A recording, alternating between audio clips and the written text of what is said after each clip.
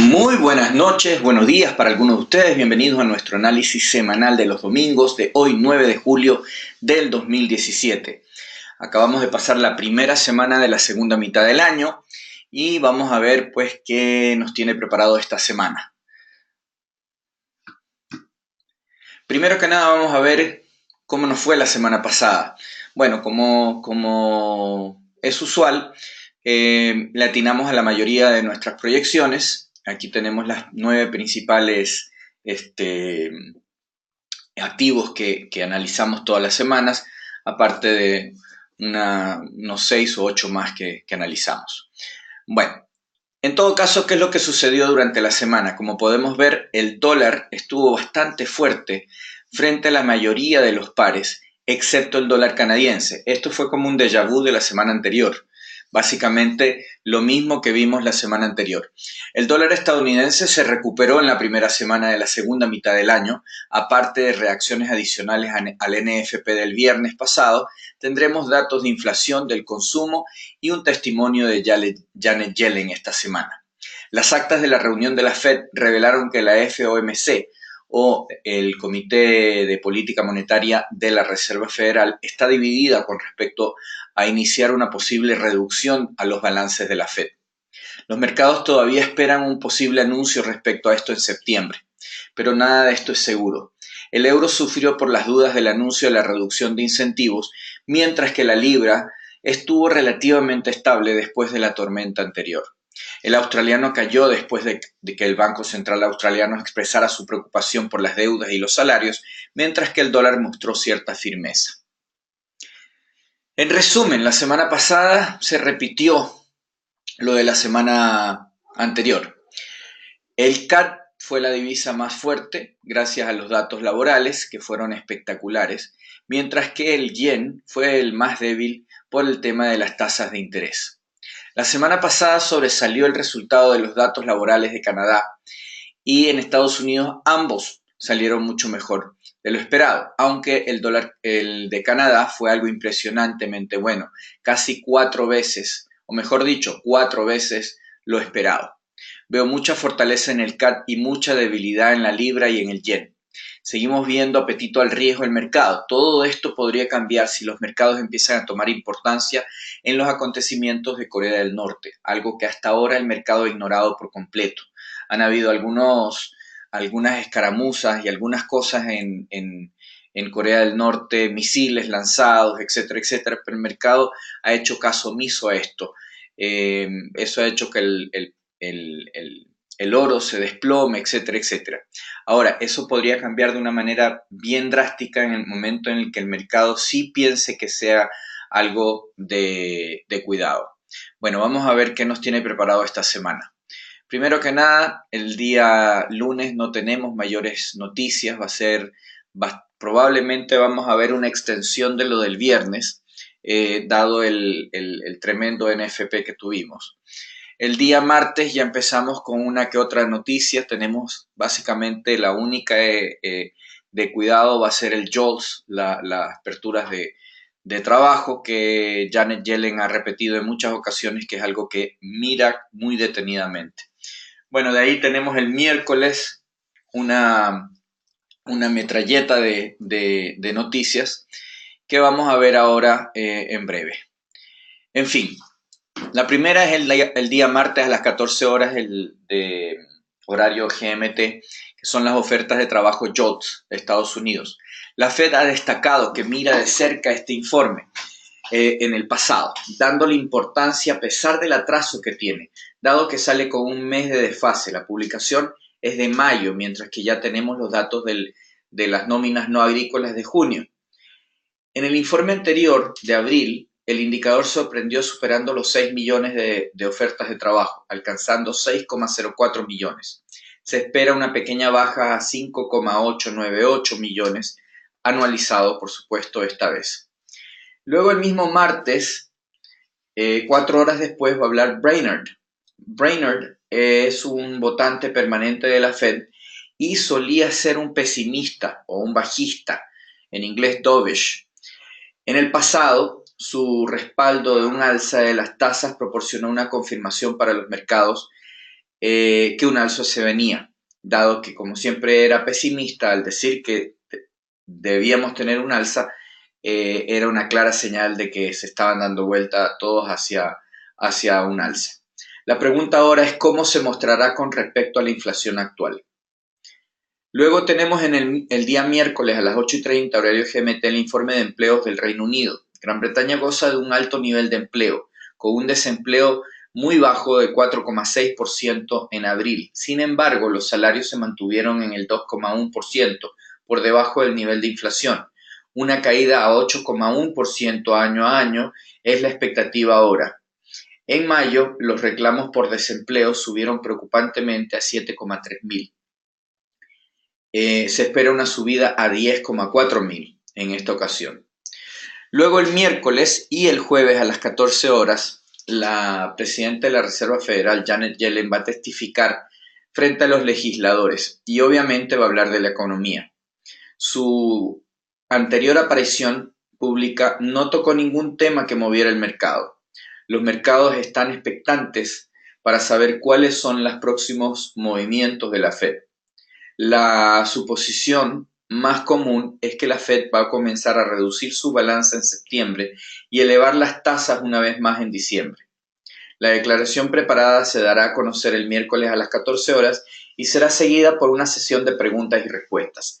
Yellen entonces repetirá la misma declaración el día jueves con otro conjunto de preguntas y respuestas. La reacción del mercado probablemente será más fuerte el día miércoles, obviamente. Luego el día miércoles a las 14 horas tenemos la decisión de tasas de Canadá. Después de la reciente declaración más optimista o más hawkish del Banco Central de Canadá, las expectativas son altas. No es probable que Stephen Poloz y sus colegas aumenten las tasas en esta reunión de julio, pero no se descarta una subida en octubre. La declaración que acompaña la decisión podría incluir pistas sobre movimientos futuros. La economía está creciendo bien y los precios del petróleo son estables. Por otro lado, hay preocupaciones sobre el mercado de la vivienda y la inflación que no va a ningún lado. Poloz se reunirá con la prensa a las 15:15. Tengo la ligera sospecha que podría haber una sorpresa en esta decisión y podría haber una alza, pero eso es simplemente una corazonada. En todo caso, obviamente siempre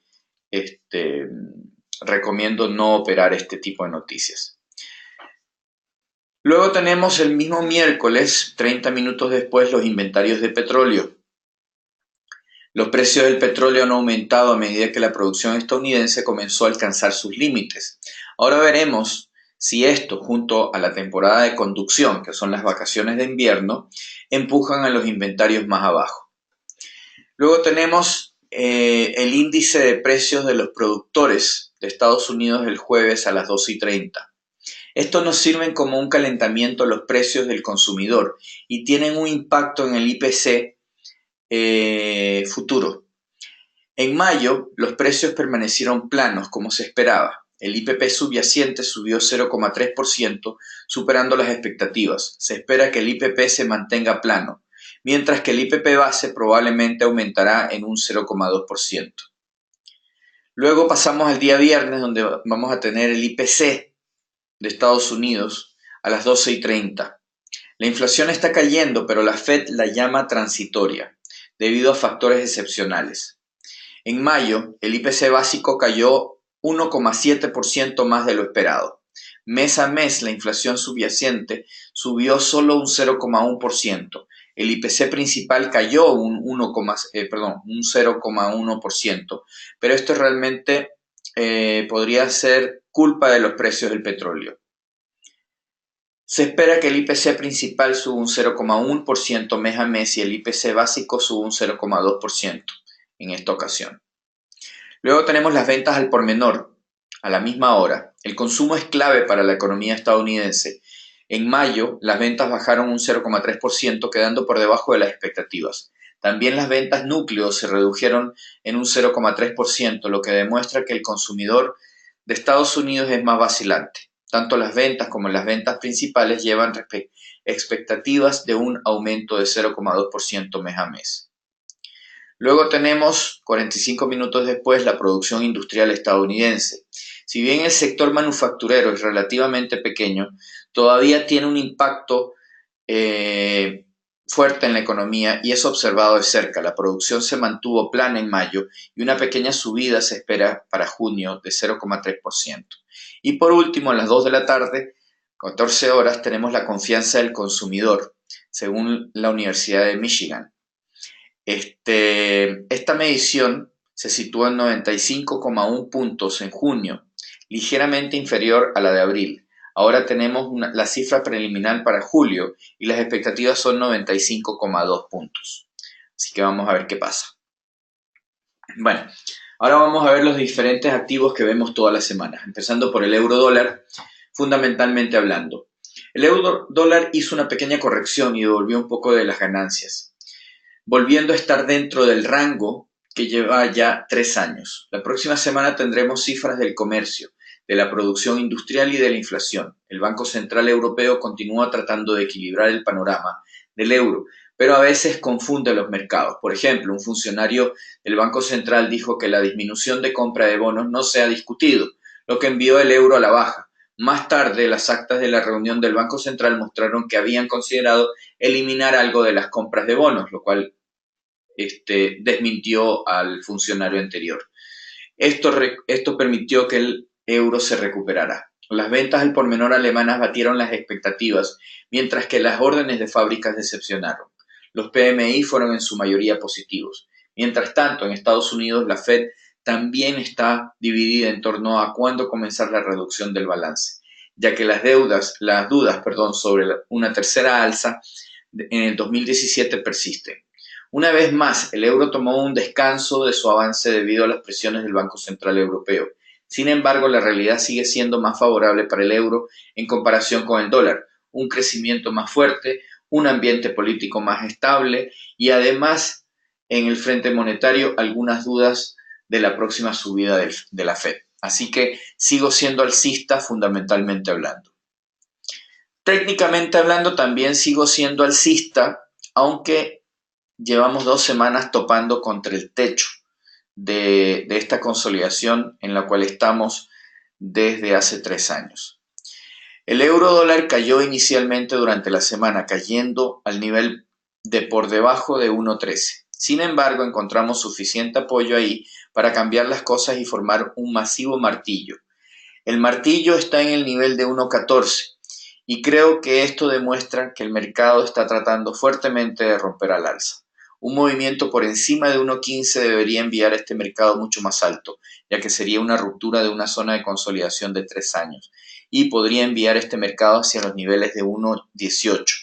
Ahora, alternativamente, si rompemos por debajo del nivel de 1.13 y eso sería romper el mínimo del martillo de la semana pasada, lo cual sería muy negativo y debería enviar este mercado hacia 1.11. En todo caso, sigo siendo alcista. Luego tenemos el análisis fundamental de la libra dólar.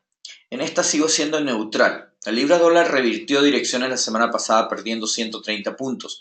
El par cerró en 1.2884. Lo destacado de esta semana son el índice de ingresos promedio y el recuento de reclamantes. En el Reino Unido los temblores del Brexit aumentaron, ya que los 3 PMIs reportaron un crecimiento más suave en mayo y no llegaron a las expectativas. La economía británica está mostrando algunos signos de fatiga y esto podría pesar sobre la libra.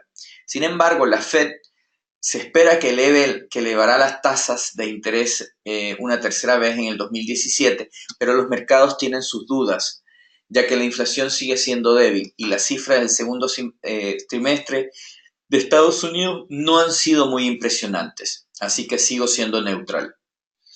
Técnicamente hablando, soy momentáneamente neutro hasta que rompamos al alza.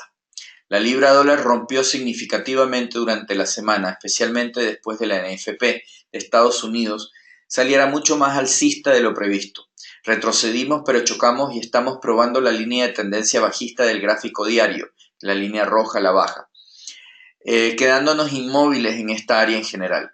Creo que si podemos permanecer por encima del nivel de 1.28, el mercado es más que probable que rebote. Alternativamente, si podemos superar el nivel de 1.3050, el mercado debería seguir avanzando hacia el nivel de 1.3450, que es un objetivo potencial a más largo plazo. En cuanto al dólar yen, el dólar yen sigue subiendo de manera bastante fuerte. Siguió su rumbo alcista la semana pasada, atravesando a través del nivel de 1.13 y luego alcanzando el nivel de 1.14. Esto fue ayudado por el número de empleos más fuerte de lo esperado que salió de Estados Unidos y la reacción positiva en todo el mundo.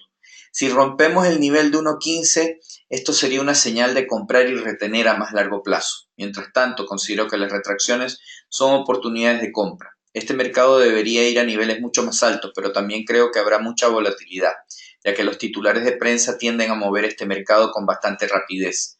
Básicamente los problemas geopolíticos, etc. La semana pasada hubo un misil que lanzó Corea del Norte y que cayó en el mar de Japón. Y eso, pues, este tipo de cosas son las que hacen que haya movimientos fuertes. Bueno, en cuanto al análisis fundamental del dólar australiano, El dólar australiano revirtió direcciones la semana pasada y cayó 100 puntos. El par se cerró en 0.7584. Esta semana es bastante ligera en Australia, con solo 3 eventos en el calendario.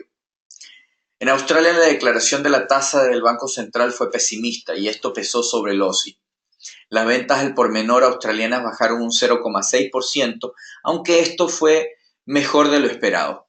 Se espera que la Fed suba las tasas de interés una tercera vez en 2017, pero los mercados tienen sus dudas, ya que la inflación sigue siendo débil y las cifras del segundo trimestre de Estados Unidos no han impresionado. Así que sigo siendo alcista.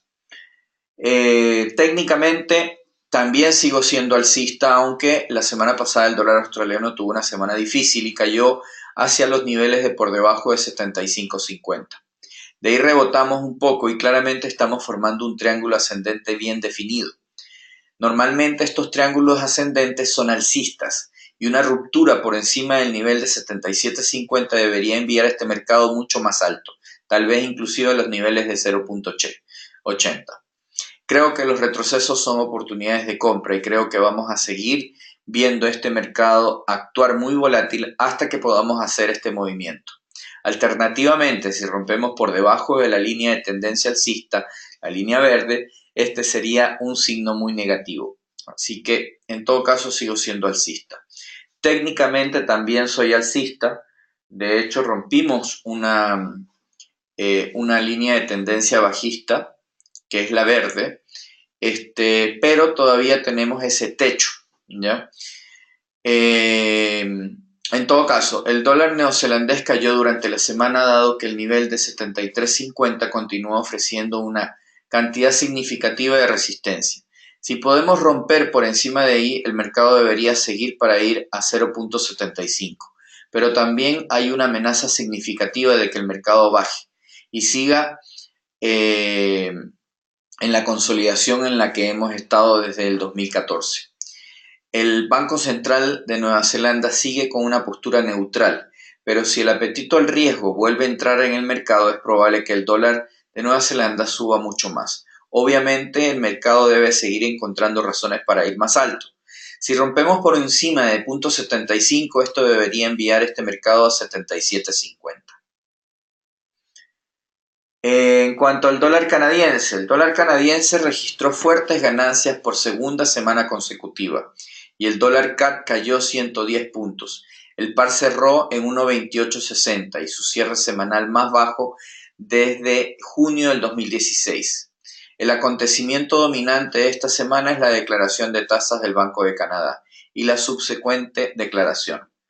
Los datos canadienses sobre el empleo brillaron por segunda vez consecutiva, ya que la economía agregó 45.300 empleos, muy por encima de la expectativa de 11.000. Asimismo, la tasa de desempleo descendió a 6,5% desde 6,6%. Se espera que el Banco de Canadá aumente las tasas, lo que podría dar un fuerte impulso al dólar canadiense. En Estados Unidos hay crecientes dudas sobre si la Fed elevará las tasas una vez más este año. En todo caso, sigo bajista. Técnicamente hablando, el dólar canadiense inicialmente intentó subir durante la semana frente al dólar canadiense, pero llegó al nivel de 1.30 y este ofreció demasiada resistencia. Debido a esto, el mercado debería seguir siendo muy negativo, o sea, bajista. Los mercados del petróleo funcionan contra el valor del dólar canadiense, aunque ahora parece que los mercados de bonos han sido más importantes. La pregunta ahora es si podemos permanecer por debajo de 1.30. Creo que si lo hacemos, entonces el mercado seguirá teniendo un sesgo de la baja. Una ruptura, en cambio, por encima de 1.30 debería ser razón suficiente para que este mercado empiece a subir nuevamente a niveles de 1.32. Sigo bajista. El oro, los mercados del oro cayeron significativamente durante la semana, cortando a través del nivel de 1225. Este es un signo muy negativo y el mercado debería ir hacia el nivel de 1200 ahora.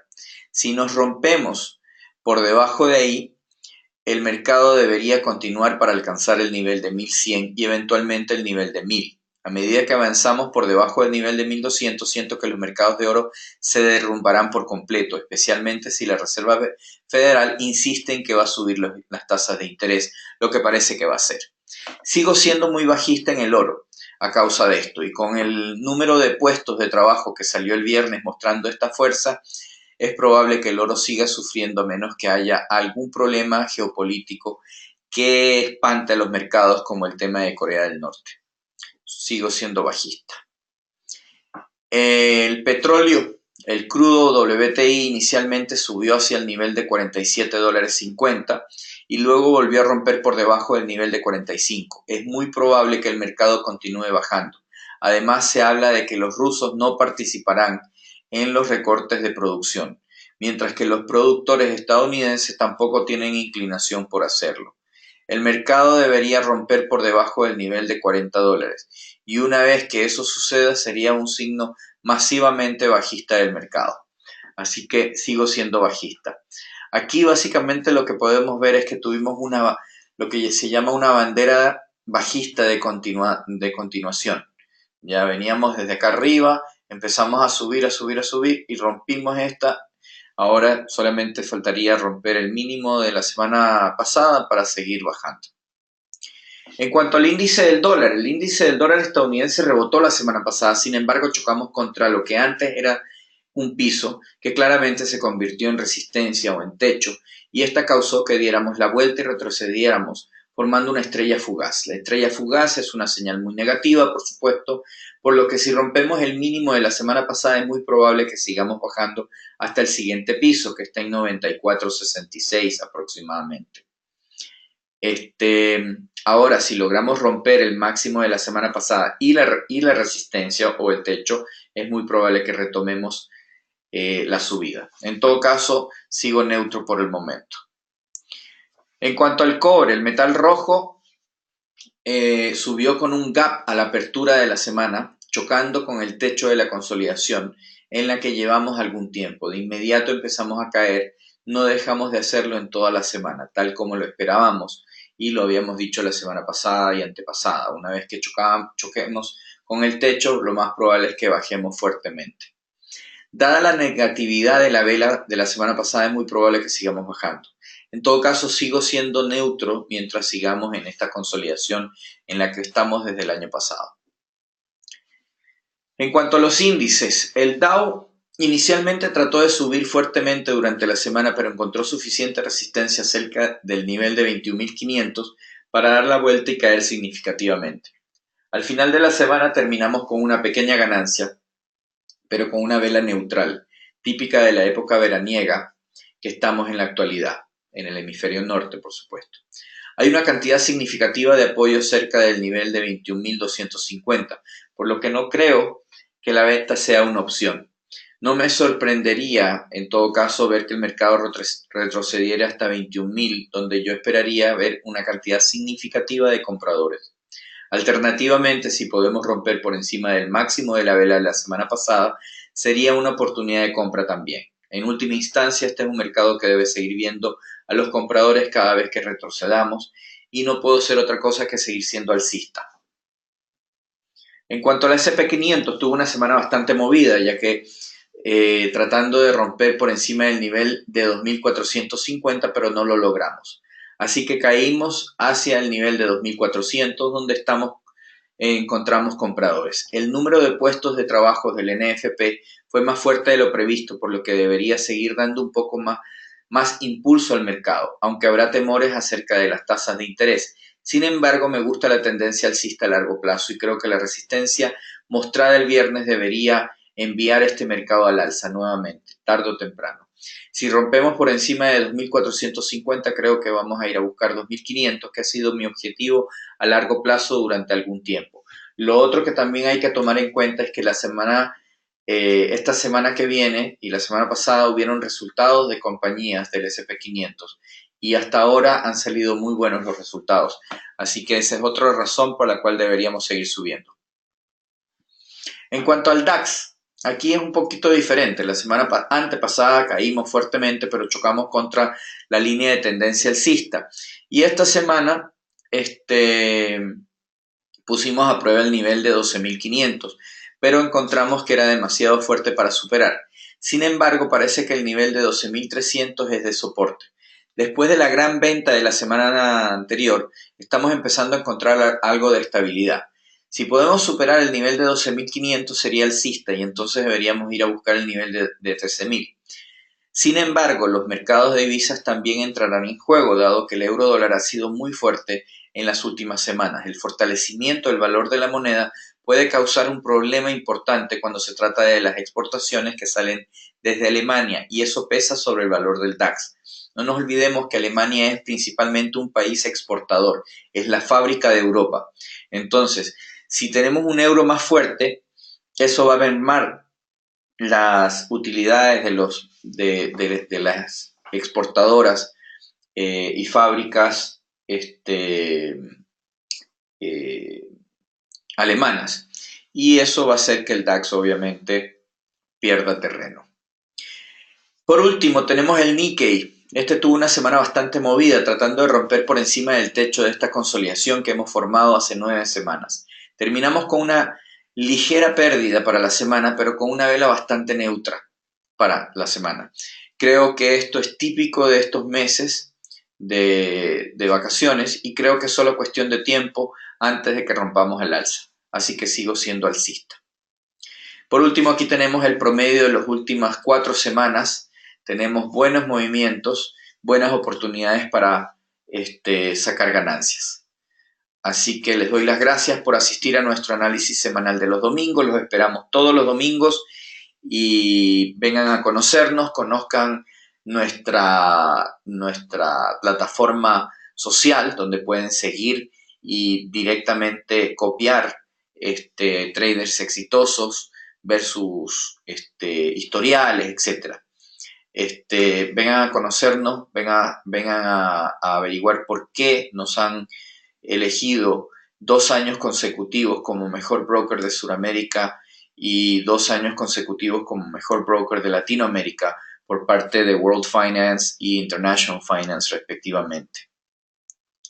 Bueno, tengan mucha suerte esta semana, cuídense, cualquier cosa, nos llaman, nos visitan o nos escriben.